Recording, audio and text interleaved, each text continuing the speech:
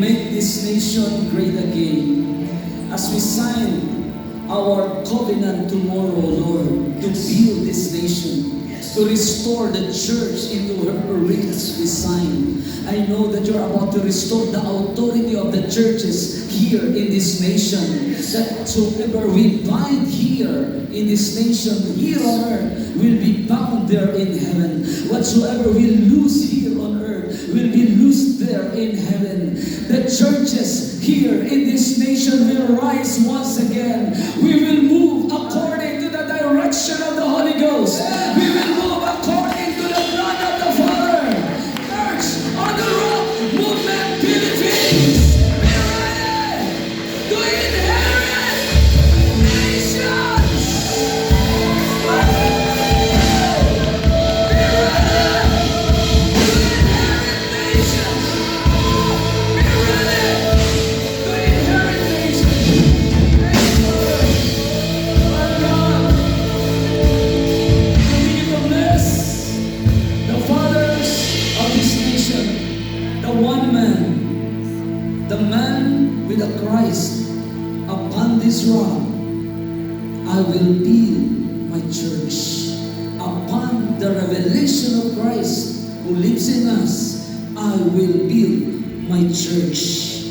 Upon that one man, Christ, who is with us, Emmanuel, this nation will rise again.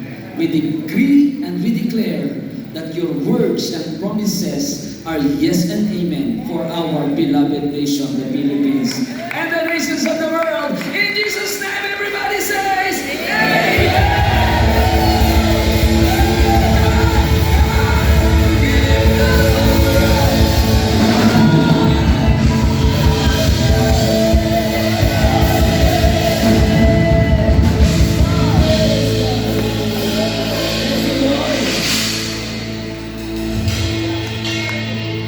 Sabihin mo sa iyong katabi, mapalad tayo sa Pilipinas, ha? Yakapin mo yan.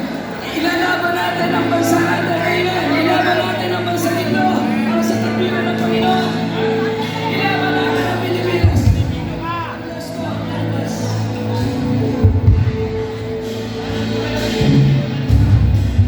Salamat po mga bishops and pastors. Victory!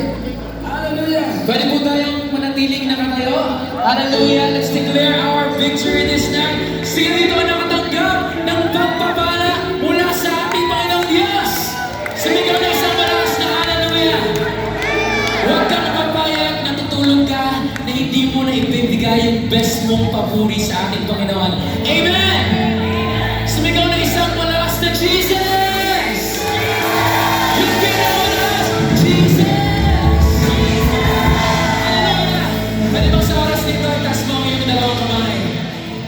In the count of three, as loud as you can, shout hallelujah. Are you ready? Gusto mo yung excited magpuri sa Panginoon? Are you ready?